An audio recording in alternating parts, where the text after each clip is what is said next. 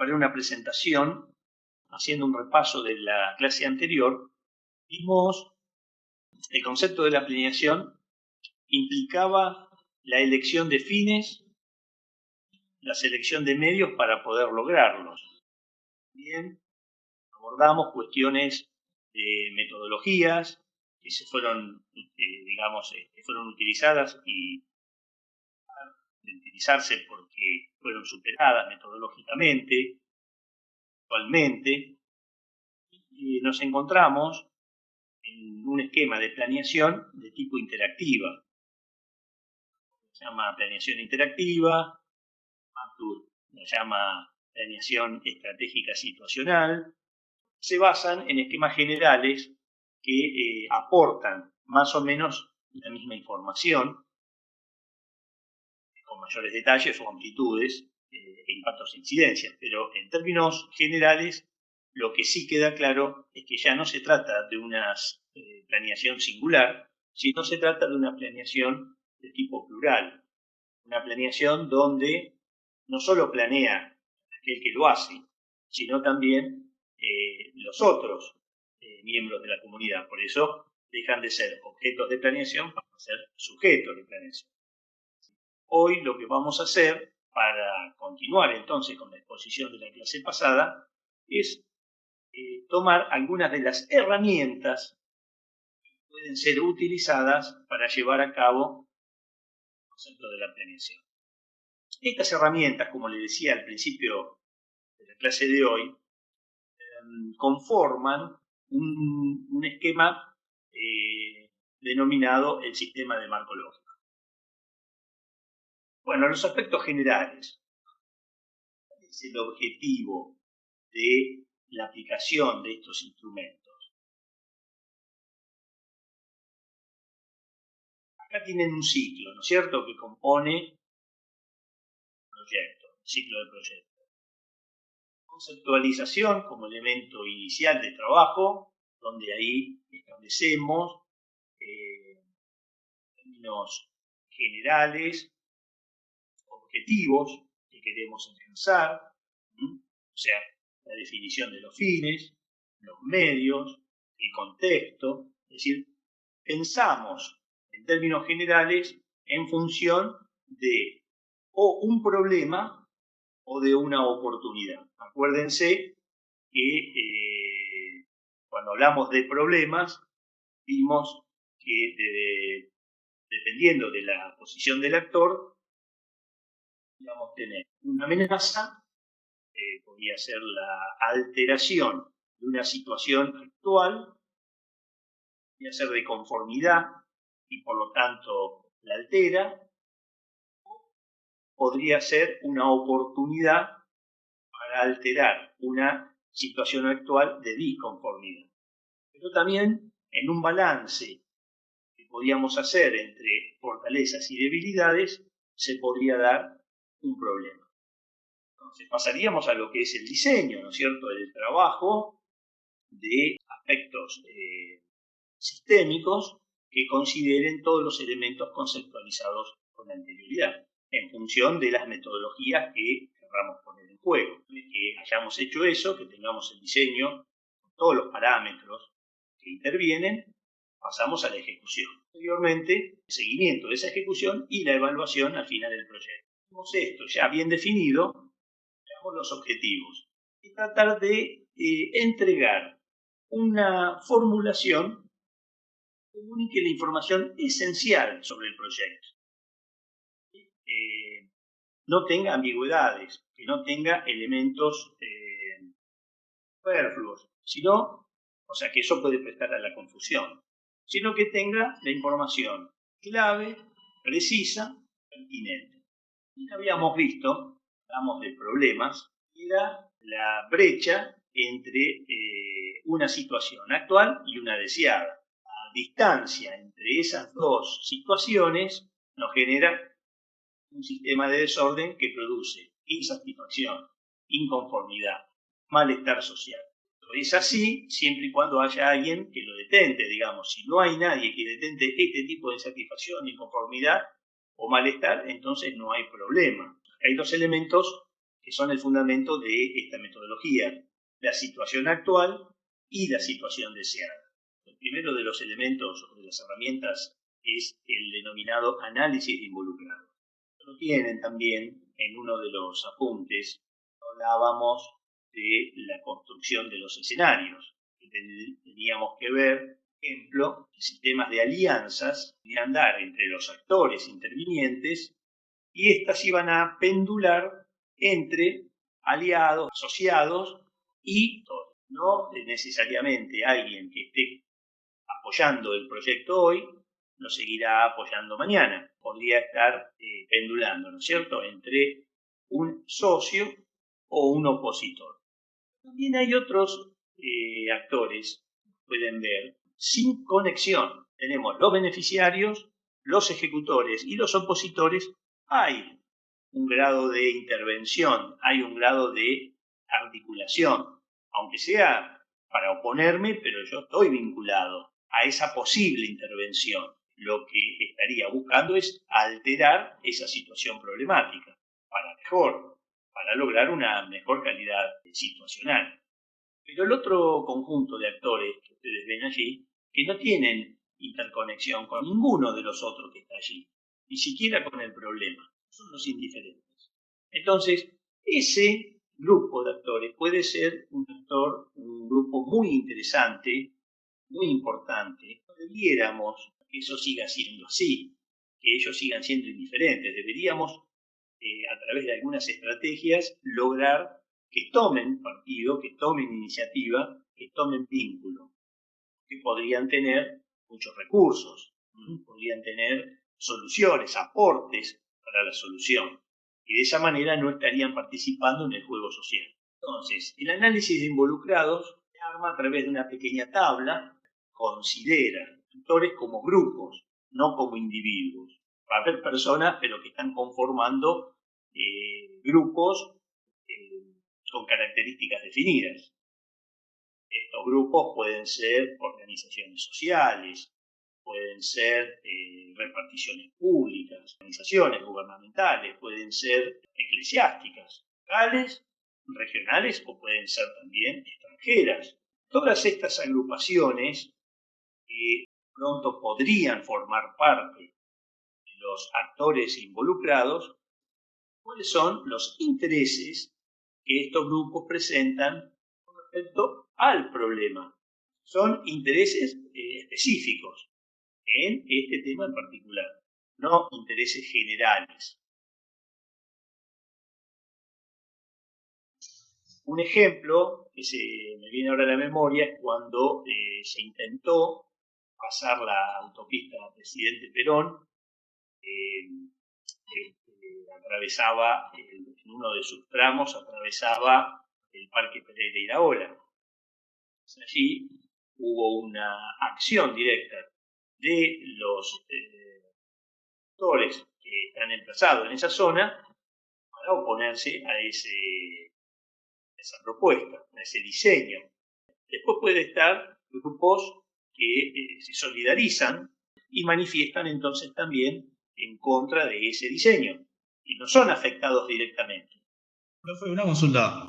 Esos problemas percibidos pueden ser aquellos que hagan que esos grupos no tengan intereses en los problemas planteados.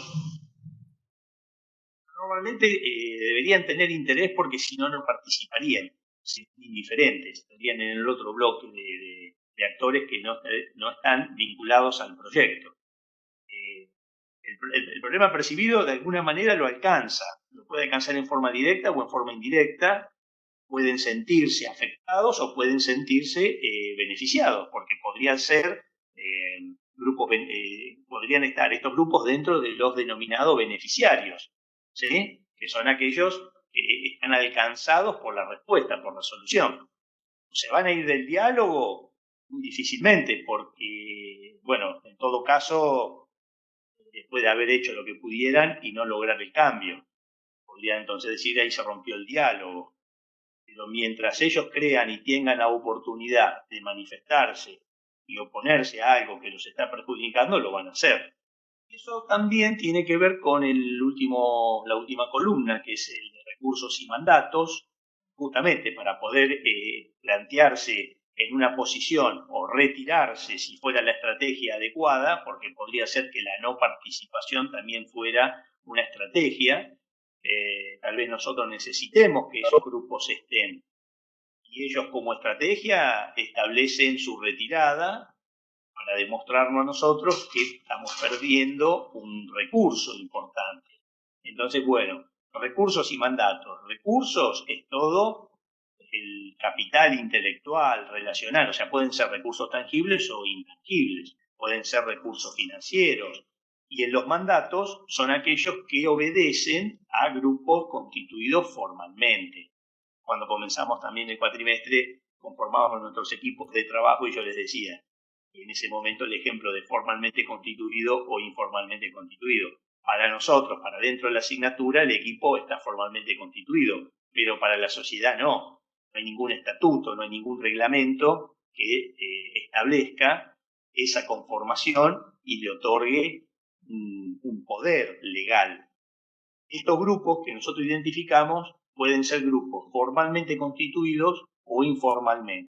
Por ejemplo, una repartición pública, ¿no es cierto?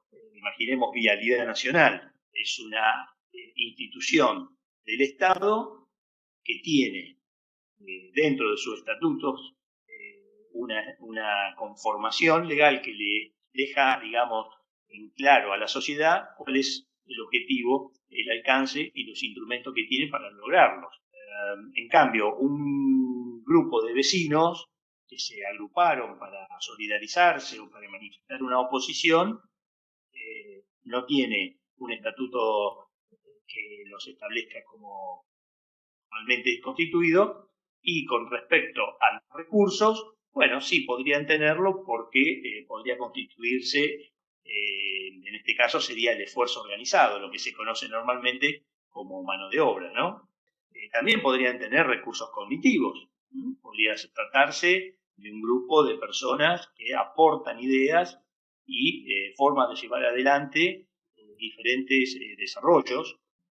Hablábamos anteriormente de los modelos mentales, entonces tal vez ese grupo participa aportando para la alineación cognitiva, porque lo que estamos queriendo cuando hablamos de implementación de un proyecto para el desarrollo es que haya un consenso generalizado y esta tarea que vamos a llevar a cabo es para el beneficio de la comunidad en general. Si en cambio prima la dispersión cognitiva en el sentido de que no se alcanza el consenso, es decir, no hay un modelo mental compartido, comprendido e internalizado, bueno, es probable que ese proyecto tal vez comience, pero puede ser que nunca finalice, que en algún momento de la etapa de ejecución se detenga porque los apoyos que inicialmente contábamos dejaron de estar. Y entonces hay un balance más negativo que positivo y entonces el proyecto dejó de tener viabilidad. Todo esto que hemos hablado no lo hacemos nosotros puertas adentro. Para poder, la identificación y visualización de los grupos seguramente lo hará el equipo de trabajo que conforma el diseño del plan. Una vez identificado, una vez visualizado ese grupo, lo que hay que hacer es dialogar para identificar con certeza las otras tres columnas, cuáles son sus intereses, cuáles son los problemas que perciben y los recursos y mandatos que disponen. En la medida de que esto lo vamos haciendo de forma sistémica, ese cuadro va a ser representativo, pero un elemento dinámico. Esto no se sostiene a lo largo de todo el diseño y ejecución del proyecto, porque como les decía, las alianzas son pendulares. El socio que puedo tener hoy, aquel que está de alguna manera siendo solidario, podría dejar de serlo, porque cambiaron las condiciones de borde, ese cuadro inicialmente constituido ya no tiene validez. Entonces es una acción dinámica, pero eso sí, no es un constructo puertas adentro de la oficina de trabajo del equipo. ¿Cuáles serían las preguntas frecuentes que se asocian con este tipo de análisis? Por un lado, ¿qué es un mandato? Que ya más o menos lo dijimos, responde a organizaciones que tienen conformación legal, que tienen estatutos, que son representativas de un colectivo. Por ejemplo, en el caso de la Facultad de Ingeniería y de los estudiantes, ustedes tienen un centro de estudiantes. Entonces, las autoridades que son elegidas por la votación tienen un mandato, que es el que le da a ustedes, ¿no? Que le dio el conjunto de estudiantes y le dijo, bueno, ustedes tienen a cargo la gestión del centro de estudiantes para ese plan anual que ofrecieron en el proceso de la elección. ¿Cuándo utilizar también la otra pregunta, el análisis involucrado? Bueno, como es un elemento dinámico, es de utilización permanente. No podemos quedarnos con que, como lo hicimos al principio, eso sigue siendo válido porque puede haber proyectos que tienen un plazo de ejecución que puede ser interesante, ¿no? Si lo pensamos desde la perspectiva gubernamental, la gestión siempre va a querer que los plazos nunca excedan la gestión.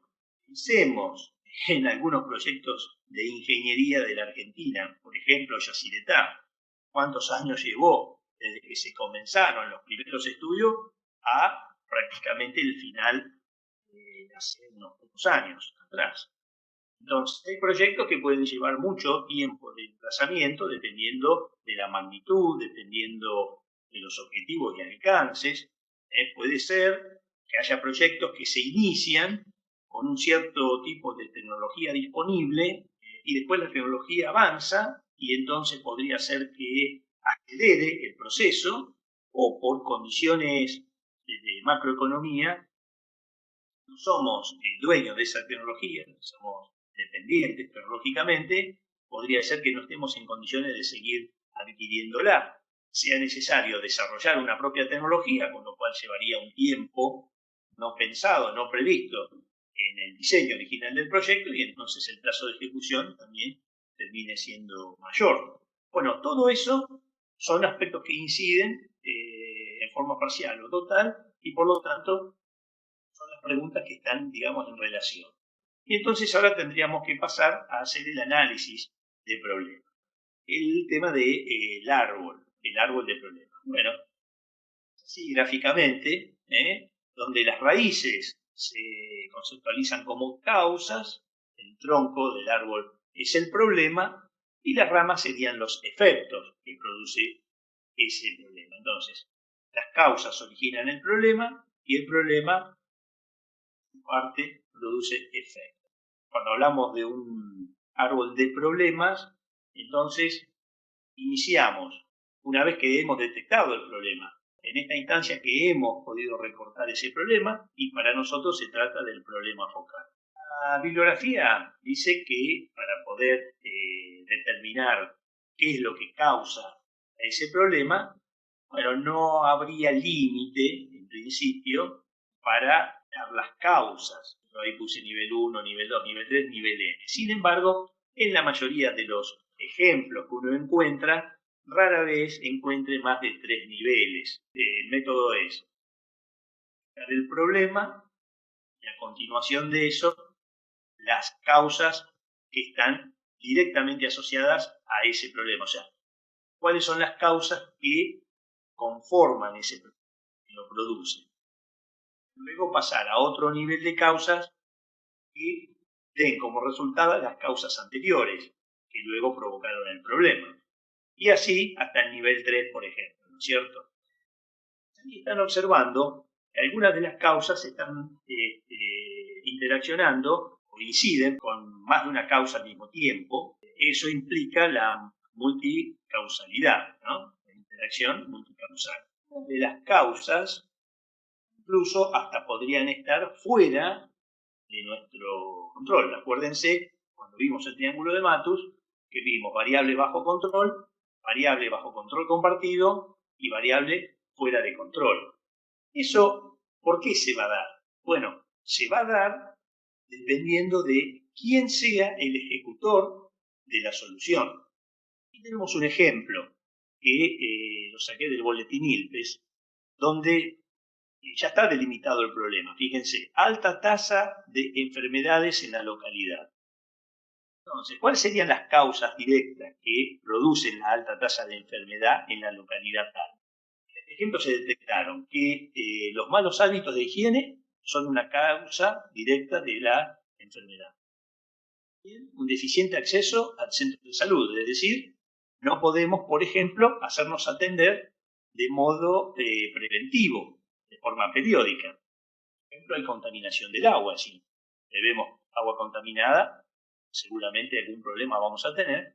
Y también podemos estar en un medio ambiente contaminado e insalubre, digamos, suponiendo que se trate de asentamientos próximos a cursos de agua donde, haya industrias que vuelquen sus efluentes sin tratar, o porque estamos en una comunidad donde hay mucha polución, por ejemplo, por un uso excesivo del transporte automotor, el cual tal vez no atienda las emisiones de los escapes, por ejemplo, ¿no es cierto? Bueno, el ambiente no es conveniente, sano, entonces también eso puede ser causas de enfermedades. Fíjense que acá no estamos discriminando con respecto a las enfermedades, no decimos alguna enfermedad en particular, se está hablando de alta tasa de enfermedades, con lo cual podrían ser enfermedades respiratorias, enfermedades de transmisión hídrica, en fin,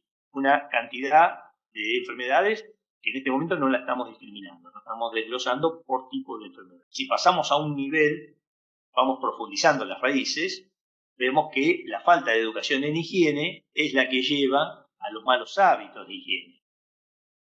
Por otro lado, la existencia de un alcantarillado, es decir, no tenemos, por ejemplo, un sistema de evacuación de excretas, sería más apropiado decirlo, entonces eso contribuye a un ambiente contaminado. También podría ser, y no está a la flecha, pero podría ser que la inexistencia del alcantarillado también termine contaminando el agua. También podría haber una flecha allí que vincule dualmente esa causa con las dos anteriores. El mal manejo de los residuos sólidos también es otro elemento clave para un mal ambiente, para la degradación del medio ambiente.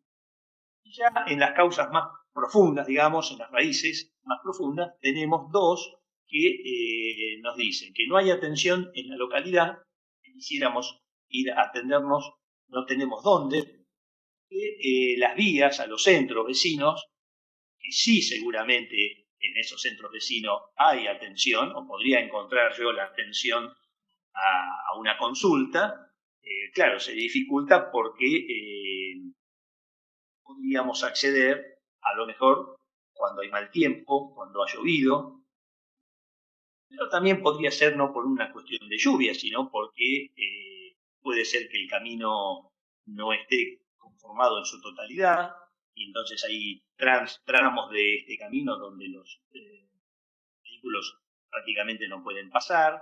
En fin, pensemos que cuando necesitamos una atención, no estemos nosotros en condiciones de desplazarnos, tal vez necesitemos que nos transporten, eso también hay que tenerlo en cuenta. Este sería entonces el ejemplo de las causas que provocan ese problema. Entonces estamos hablando de las raíces del árbol. ¿Alguna duda, alguna consulta hasta aquí?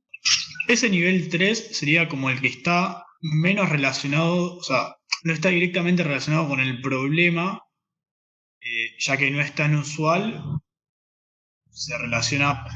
Aquí, por ejemplo, yo no lo he puesto, no lo he puesto porque no es un ejemplo que yo diseñé, es un ejemplo que tomé del boletín ILTE, pero podría ser que en el nivel 3, acompañando a estas dos causas lejanas, como no hay atención a la localidad y vías a centros vecinos con malas condiciones o en malas condiciones, podría ser que haya una causa ahí que diga, por ejemplo, condiciones económicas ineficientes, por ejemplo. Entonces, si la unidad ejecutora del problema es, por ejemplo, la municipalidad del lugar, seguramente esa causa no la va a poder atender. porque no va a poder resolver las condiciones económicas, porque no están en su alcance. La macroeconomía no pasa por una dependencia municipal, por ejemplo. Entonces, no está directamente vinculada al problema, pero son las que origina, digamos, es la que origina el fenómeno, porque a partir de esas causas más lejanas se van dando las más cercanas hasta llegar al problema. Ahora tenemos que ver la copa del árbol, que sería el efecto que produce ese problema.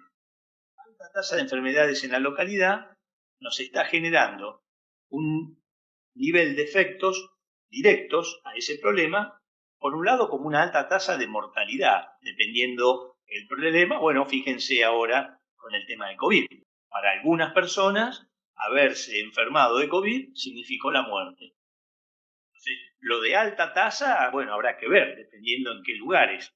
Pero hay lugares, como ustedes saben, de Europa o de otros países que en realidad una alta tasa. Ahora observen que esa alta tasa luego no tiene conexión, ahí queda. Eso es un efecto que produjo el problema, pero no se lo relaciona con ningún otro efecto posterior.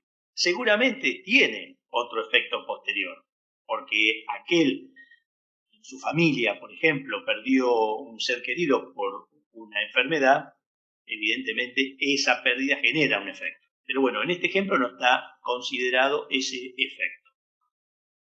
Lo menciono porque parecería ser como que, bueno, una vez, la mortalidad no causaría ningún efecto posterior, ¿no? Pero para el ejemplo esa quedó ahí. Elevados costos de atención de salud, porque claro, si nosotros no podemos acceder a una visita periódica, un control periódico, un control de rutina, que tal vez pueda detectar el inicio en forma incipiente de una afección, claro, cuando ya vamos, tal vez los métodos y los recursos que hay que implementar son mayores y más costosos. Entonces, ese sería un efecto, el elevado costo de la atención. Por otra parte, si también estoy enfermo y estoy internado o tengo que guardar reposo, no iré a trabajar. Entonces se incrementa la inasistencia laboral, lo mismo que si estamos hablando de los escolares, ¿no es cierto? Si en lugar del que se enfermó es el mayor de la familia, es alguien que está en etapa de educación.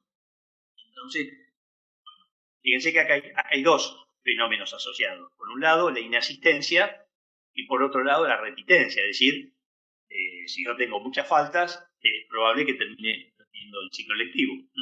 Entonces ahí están como juntas.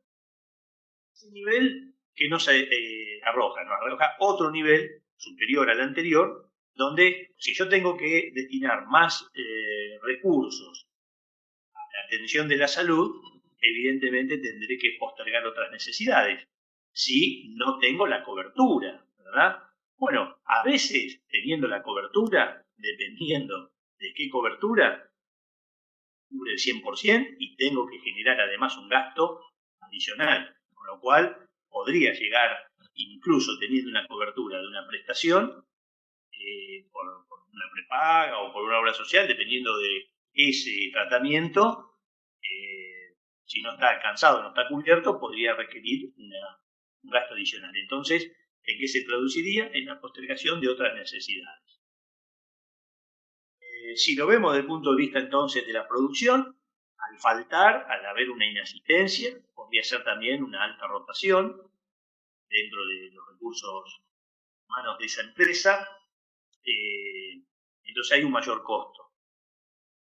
Por tanto, también puede haber un menor rendimiento, y si yo no pude terminar el ciclo de formación, retrasé en el ciclo de formación, evidentemente tal vez no alcance a tener una calificación laboral adecuada. Por lo tanto, ahí se menciona como deficiente calificación laboral.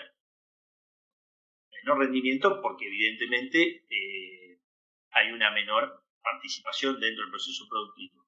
Y una menor calificación o una deficiente calificación, ¿en qué se traduce? En una menor remuneración. Es decir, termino ganando menos. Si por eso se produce un mayor costo de la producción, el potencial productivo local, ya no lo estamos hablando en términos de la organización empresaria que contiene a ese operario o a ese conjunto de operarios, sino estamos hablando en términos sistémicos. Entonces, localmente, el potencial productivo es bajo. Postergación, entonces, de otras necesidades, junto con el bajo potencial productivo y una menor remuneración, terminan en un emergente que es un alto nivel de pobreza. Como una alta tasa de enfermedad termina sintetizándose en un alto nivel de pobreza. Bueno, a partir, por ejemplo, en este caso, de 3 niveles de efectos. Entonces, ya tenemos identificado el problema a través del árbol con sus causas y efectos. Lo que deberíamos hacer ahora, en este momento, deberíamos pasar al análisis de los objetivos.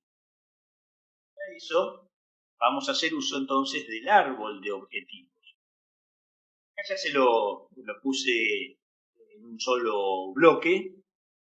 Y si ustedes observan el diseño del árbol de problemas, observan ahora el de árbol de objetivos, lo que van a ver es que se ha positivizado el árbol de problemas. Es decir, el árbol de problemas es una connotación negativa y el árbol de objetivo tiene una connotación positiva.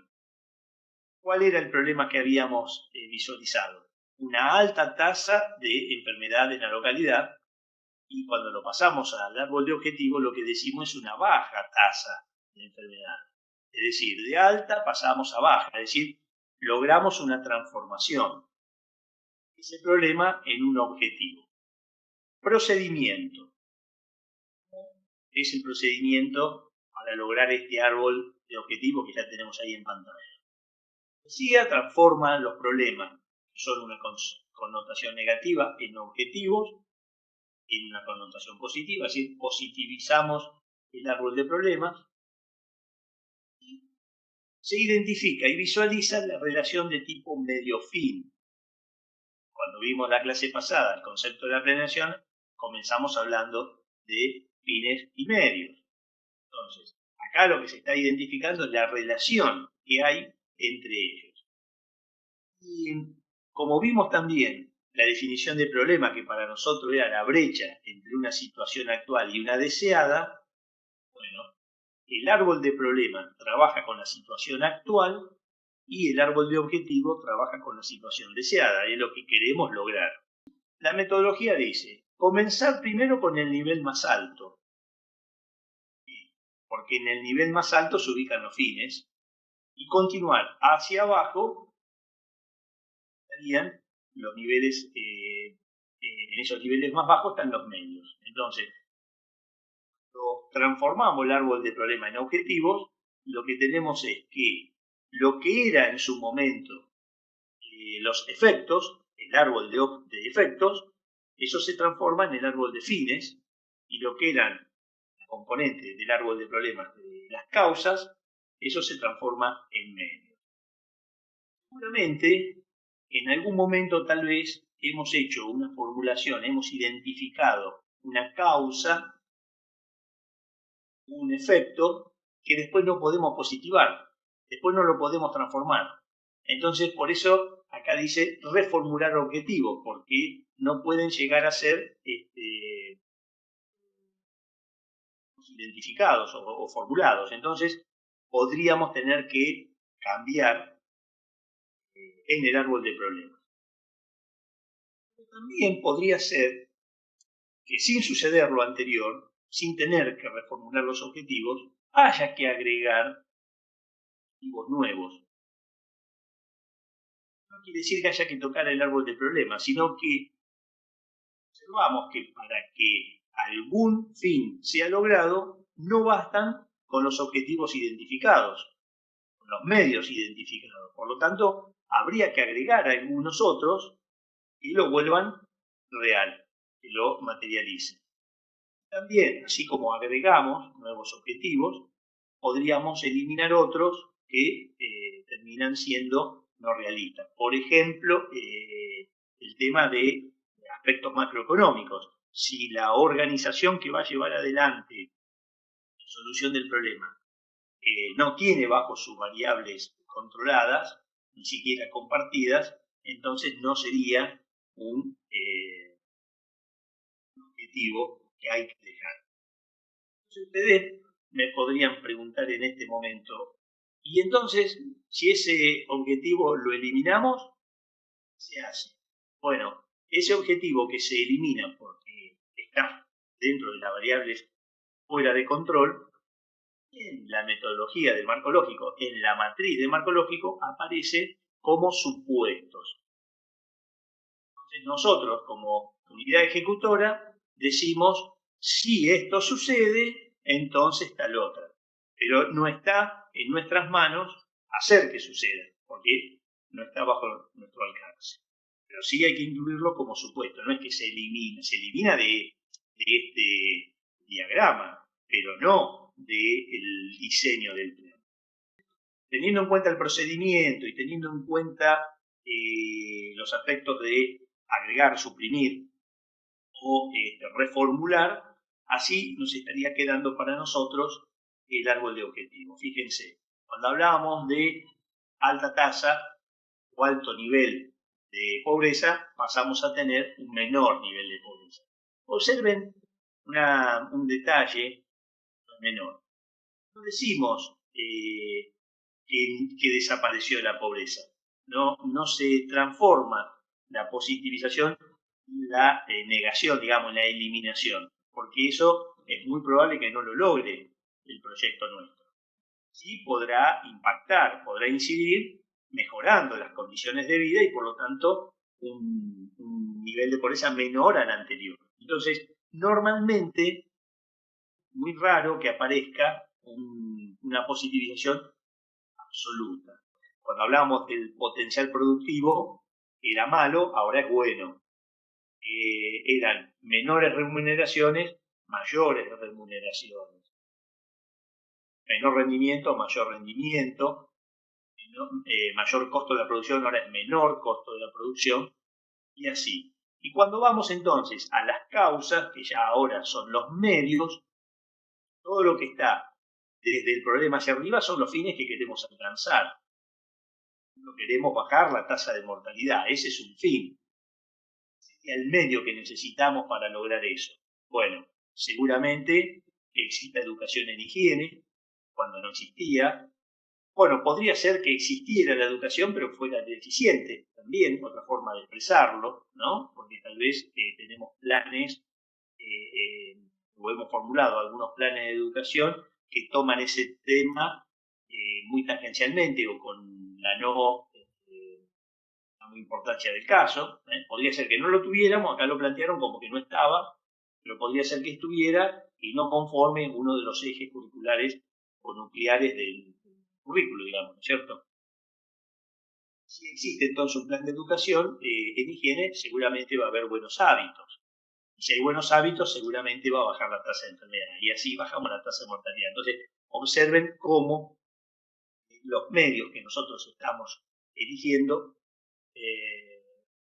contribuyendo a el logro de esos fines.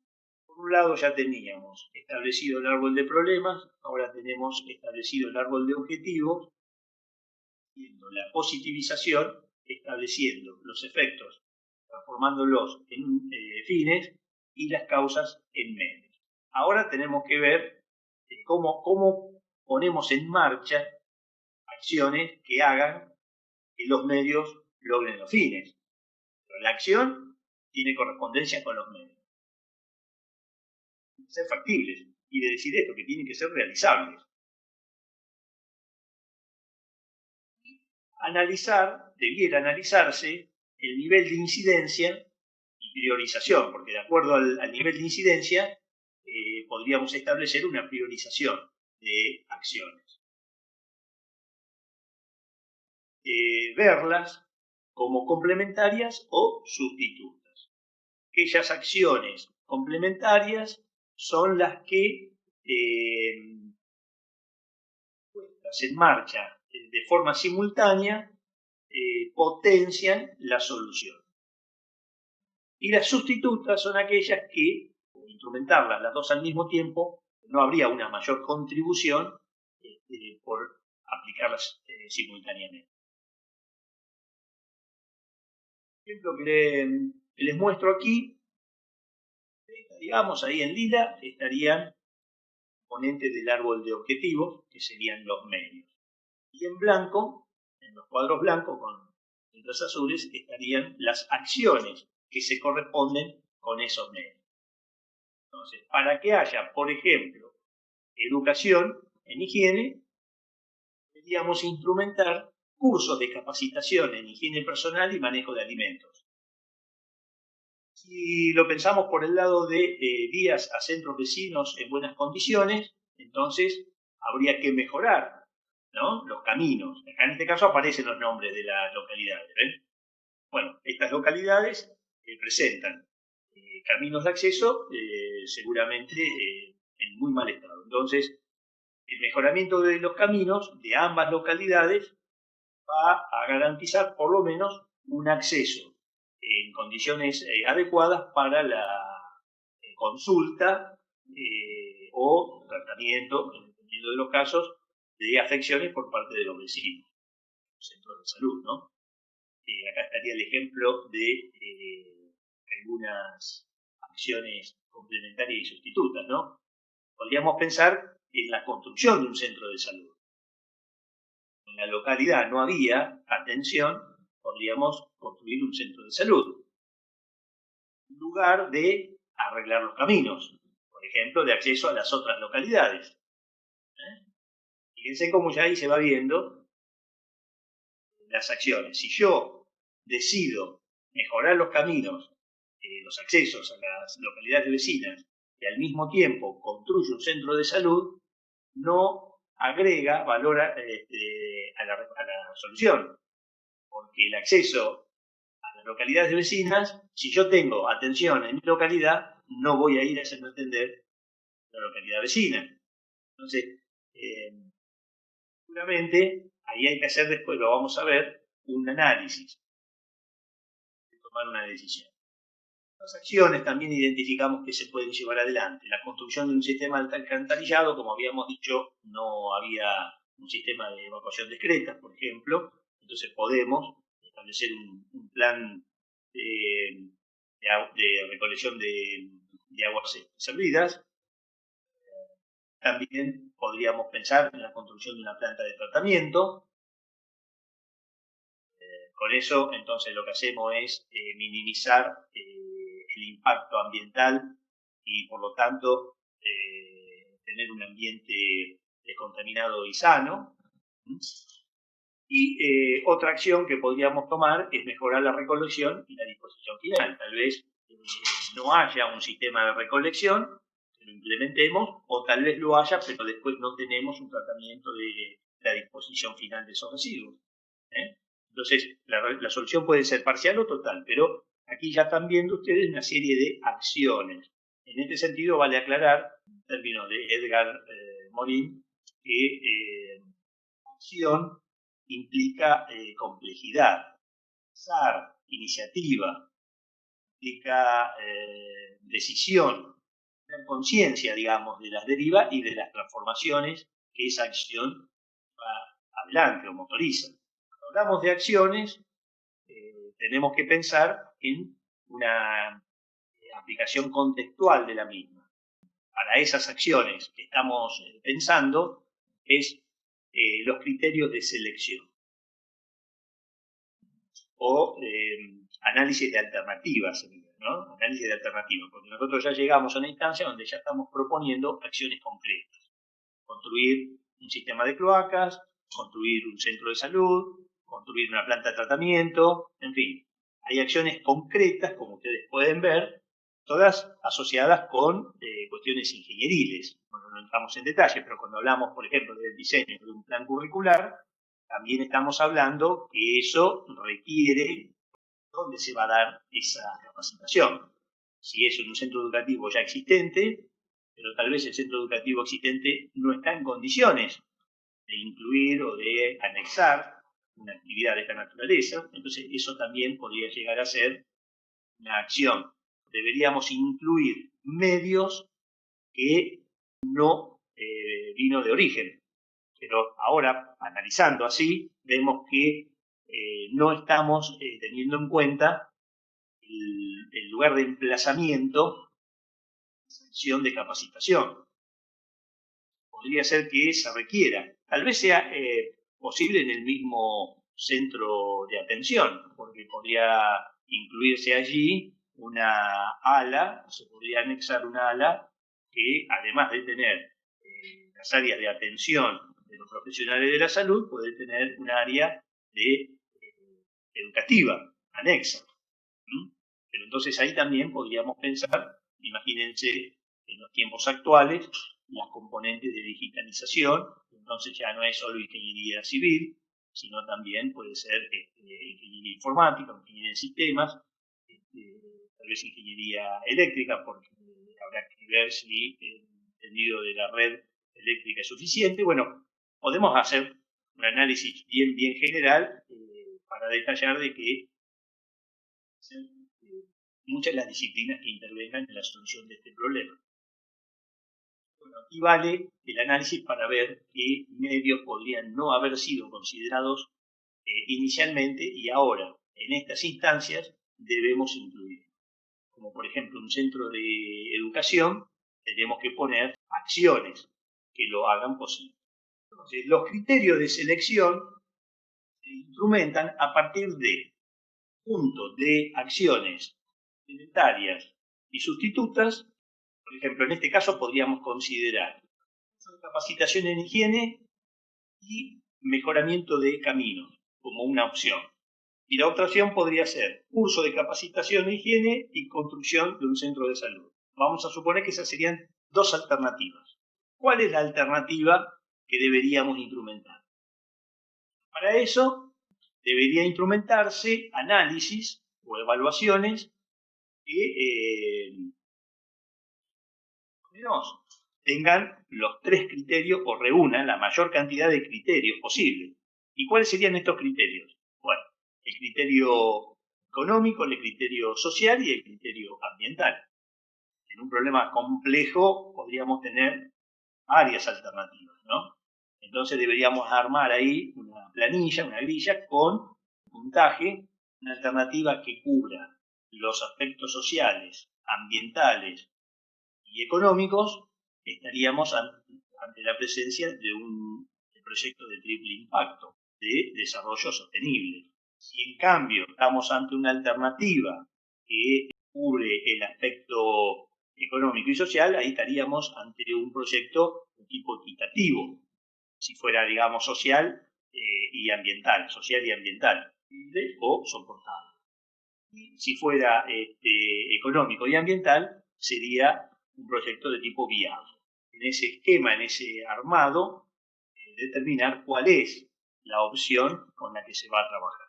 Bueno, a partir de ahí empezamos entonces y pasamos al diseño de la matriz de marco lógico, que, como decía, por cuestiones de tiempo no la vamos a ver. Unos textos que ustedes pueden encontrar indican que, por ejemplo, una vez que tengamos el árbol de objetivo establecido, dicen que podría ser una transpolación directa a la matriz, pero raramente ocurre o normalmente no puede ser así en forma directa. Lo importante de esto para nosotros es llegar a esa conformación general. Solo implica o no solo es necesario tener en cuenta los aspectos de un fundamento, los argumentos, sino también cuáles serían aquellas posibles herramientas que nos facilitan el proceso de diseño, ejecución, seguimiento y evaluación.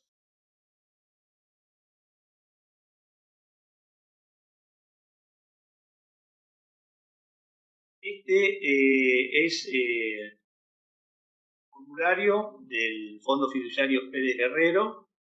El vínculo, digamos, el canal de comunicación es a través de las entidades que reconoce el Pérez Guerrero. O sea, el grupo que lo presenta no, pero sí a Cancillería Argentina. Entonces ustedes tienen, ¿por qué se los comento? Porque El fondo fiduciario establece un cronograma, un plazo. En este caso es una ventanilla que está abierta permanentemente.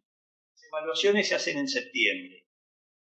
Entrega de su proyecto, hacen presentación de su proyecto con fecha posterior al 30 de abril. Ese proyecto va a ser evaluado en septiembre, pero del otro año. Si ustedes quieren que el proyecto sea evaluado en septiembre del 2020, tienen que presentarlo antes del 30 de abril del 2020. Entonces, no cierra la ventanilla está abierta, pero el calendario de presentación y de evaluación tiene esos elementos. Entonces, ustedes dicen, fenómeno, hay tiempo entonces hasta el 30 de abril. No, porque ustedes lo tienen que presentar en Cancillería, y Cancillería les va a decir que se lo presenten el 15 de marzo. Hay que tener en cuenta que la convocatoria solicita mínimo la conformación de un consorcio, mínimo 3 países miembros del bloque. Tienen que empezar la formulación varios meses antes, porque primero tienen que identificar los socios. Tienen que lograr que esos que ustedes identificaron sean socios. Fíjense el análisis de actores, el cuadro de involucrados. Y no solamente contempla aquellos que van a ser beneficiarios de este proyecto, sino también quiénes son aquellos que van a ser socios de ustedes para que ustedes puedan presentar el proyecto. Es decir, 3 países involucrados en la formulación y posteriormente, si sale aprobada, ejecución del proyecto. Conseguir los socios, ya eso es parte también de su capital relacional, porque ¿cómo vamos a lograr que un socio extranjero tenga interés de participar en un proyecto nuestro? Y ustedes dirán, pero ¿cómo no va a participar? ¿Por qué no le va a interesar? Bueno, ¿cuál es otra de las características que tiene este fondo? Ustedes hacen una presentación, nadie más puede hacer otra. Hemos conversado esto en una de las clases anteriores. Solamente se puede presentar un proyecto por institución. Y bueno, yo acá lo eliminé, pero cuando ustedes bajan el formulario, acá dice el no más de una carilla. No más de una carilla. Entonces ya tienen una extensión acotada de texto. El punto 1 es, ¿cuál es el problema o tema que abordará el proyecto? Acá ya tienen que definir el problema focal. Acá parten de la definición del problema. Dice el punto 2, la estrategia, que ustedes mencionaron, también en no más de una carilla. Y después aparece el cuadro que ya va al marco lógico, productos previstos, actividades, aportes, bueno, la línea presupuestaria y después, como en este caso el proyecto se puede ejecutar hasta 1 año y medio, entonces el presupuesto puede ser del primer año o del segundo. Y bueno, y estos podrían ser los ítems. Podrían ser personal de consultoría, podrían ser misiones de viajes internacionales, pueden ser consultores locales, pueden ser insumos tangibles, ellos le dicen fungibles y no fungibles, o sea, lo que tiene que ver con consumibles o no, si son equipos, si son maquinarias. Había tentado hacer un GAN en Excel, pero bueno, este es el formato que ellos utilizan, medio raro, pero bueno, es así. Actividades que están enumeradas, 1.1, 1.2, 1.3, bueno, esas actividades son las que tienen que traer a este cronograma. Una vez que establecen el periodo de ejecución, son los responsables que van a llevar a cabo esas actividades. El fondo pide que haya un aporte de contraparte menos equivalente a la cantidad solicitada.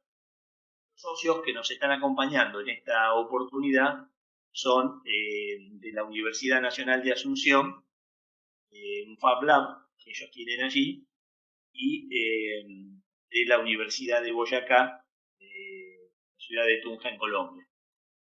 Teníamos 2 universidades públicas y una universidad privada. Por el tema de la formulación de proyectos, es un ambiente interesante, lindo, porque, bueno, no solo hay que conceptualizar, sino también hay que buscar después los anclajes respectivos para transformar esos proyectos en realidad. y dependiendo de los ámbitos en los que trabajen, si es desde una empresa, si es desde una organización gubernamental, bueno, cada sector tiene implicancias particulares, permitir conocer mucha gente, lugares, realidades. Y los equipos hoy son transdisciplinares, con lo cual también van a compartir espacios de trabajo con profesionales de otras disciplinas. También van a tener posibilidades de aprender cómo se conceptualiza desde esas otras ópticas. Bueno, dudas, consultas, algunas inquietudes.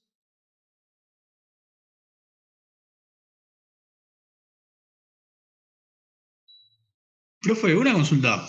El plan estructurado, ¿lo podemos ver por ahí fehaciente en nuestra carrera de ingeniería por ahí? O sea, ya sea, no sé si es un buen ejemplo, no sé, un problema de matemática, un problema de física, que sabemos todas las leyes, todas las variables que están en juego y por ahí, qué sé yo, en nuestro equipo también estamos pensando en describir algo por eso, pues con lo que más relacionados estamos por ahí.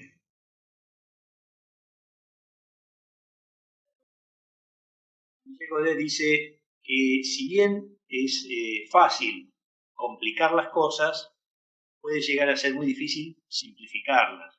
Entonces podríamos estar ante un problema complicado, un problema que nos puede llevar o quitar el sueño a resolverlo, pero evidentemente vamos a tener a mano modelos físico-matemáticos o toda la batería de herramientas que por más difícil aplicación lo resuelve. Si nosotros quisiéramos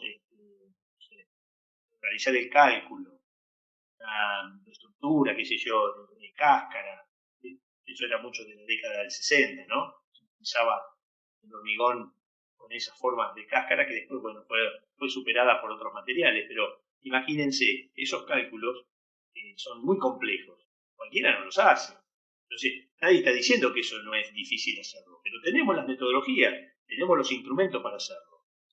Y bueno, si aquí no estamos ante un tema de profesional, en el sentido de que lo estamos calculando mal a propósito, entonces ahí podríamos decirlo, pero entonces es cuasi estructurado, porque si el que hace o lleva adelante el diseño y el cálculo, entonces en lugar de hacerlo bien lo hace mal, entonces está dependiendo del interés y la posición de ese individuo.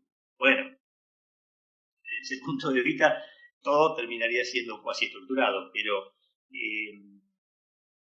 hablando de un problema que tiene una identificación de variables, que tiene un protocolo, o sea, un procedimiento que se puede instrumentar y que instrumentado ese protocolo se obtiene un resultado.